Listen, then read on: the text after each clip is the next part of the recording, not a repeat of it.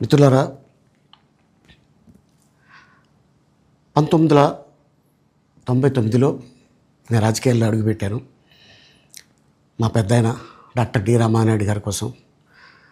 ఎందుకంటే నేను child artist తర్వాత నేను మళ్ళీ ఒక వయసు వచ్చిన తర్వాత నాకు అద్భుతమైన అవకాశం ఇచ్చి ప్రేమ ఖైదీ అనే సినిమాతోటి మళ్ళీ నా కెరీర్ స్టార్ట్ అయింది చైల్డ్ ఆర్టిస్ట్ తర్వాత.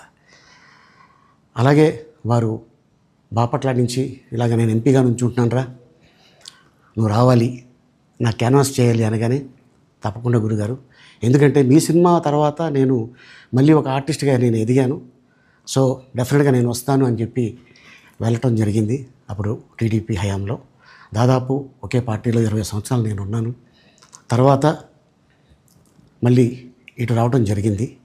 నాకు అన్నం పెట్టింది ఫస్ట్ నా తెలుగు ఇండస్ట్రీ, నా తెలుగు ప్రజలు, ప్రేక్షక దేవుళ్ళు, నా నిర్మాతలు, నా డైరెక్టర్సు, నా హీరోలు.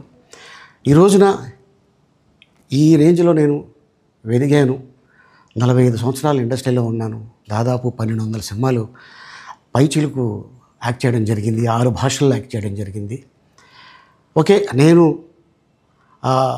దయాగుణం ఉంది, భగవంతుడు ఇచ్చాడు కాబట్టి నాకు రాజకీయం తోడైతే కొద్దిగా 10 మందికి నేను సహాయపడగలను అనే ఉద్దేశంతో రాజకీయాల్లోకి వచ్చాను తప్ప రాజకీయాలు చేయాలని రాజకీయాల్లోకి రాలేదు.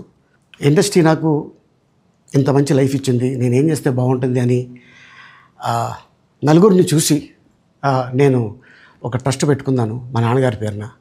దాదాపు 16 సంవత్సరాలు అవుతుంది నేను ట్రస్ట్ పెట్టుకొని. ఏ రోజు కూడా, ఈవెన్ దో కోవిడ్లో కూడా ప్రతి నెల వాళ్ళకి 1000 రూపాయలు నేను సాయం చేసేవాడిని. కోవిడ్లో కూడా ఆపకుండా అలా కంటిన్యూగా సాయం చేస్తూనే ఉన్నాను.